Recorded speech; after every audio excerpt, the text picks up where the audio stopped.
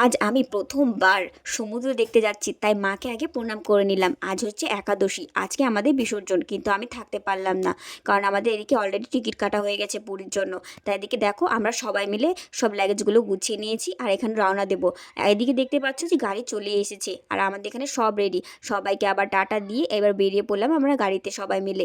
আর এত এক্সাইটের মধ্যে সত্যি কথা বলতে আজকে একাদশী, খুব মনটা খারাপ, কিন্তু সবার সাথে থাকতে আমার দারুণ লাগছে। তোমাদের এরকম অবস্থা কার হয় অবশ্যই কিন্তু বলো। একদিকে অনুষ্ঠান আর একদিকে ঘুরতে গেলে খুব খারাপ লাগে, আবার তাও বা বাড়ির পুজো। আর এদিকে দেখো আমরা করতে স্টেশনে পৌঁছে গেছি।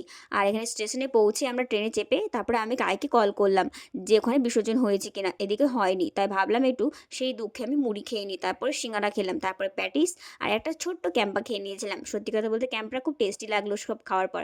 তারপরে এক ঘুম দেওয়ার পর আবার সকালের দিকে দেখো ওয়েদারটা খুব ভালো লাগছে আজকের। আর এদিকে দেখো সবাই মিলে টাটা দিয়ে দিল। আর এদিকে ওয়েদার দেখতে দেখতে আমরা পৌঁছে গেছিলাম পুরীতে। পুরীতে এসে আমরা হোটেল বুক করেছিলাম, সেখানে চলে এসেছিলাম। তোমাদের হোটেলের নামটা দেখে নিলাম। আর এখানে হোটেলে এসে আমরা ফ্রেশ হয়ে আবারও যাব সমুদ্রে। তার জন্য এদিকে আমরা এত সমুদ্রে যাওয়ার জন্য এতটা এক্সাইটেড কি আর বলবো। তার আগে সবাই আমরা মুড়ি খেয়ে নিলাম, কারণ পেট পুজো না করলে কোনো কিছুই হয় না। তাই আগে ভাবলাম পেট পুজোটা করে নিই।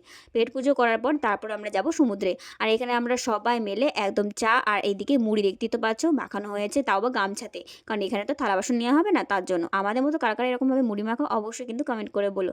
তারপরে আমরা এখানে পৌঁছে গেছিলাম সমুদ্রে। সত্যি কথা বলতে প্রথমবার সমুদ্র দেখতে আমার দারুণ লাগলো, আর এত সুন্দর ঢেউ আর কি বলবো।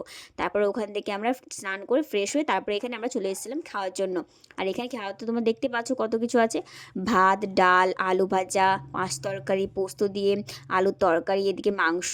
আমার তো দারুণ লেগেছে এগুলো সবগুলোই খেতে। তোমাদের আমার মতো কারা চিকেন খেতে ভালোবাসো অবশ্যই কিন্তু বলো। আর এখানে হচ্ছে আমার রাতের লুক, কেমন লাগছে বলো কিন্তু। আর এত সুন্দর লাগছিল আমাকে এই ড্রেসটা, আর কি বলবো, আমার দারুণ লেগেছে এত ফ্রিটি আর ড্রেসটা। তারপর আমরা চলে গেছিলাম মোমো খাওয়ার জন্য।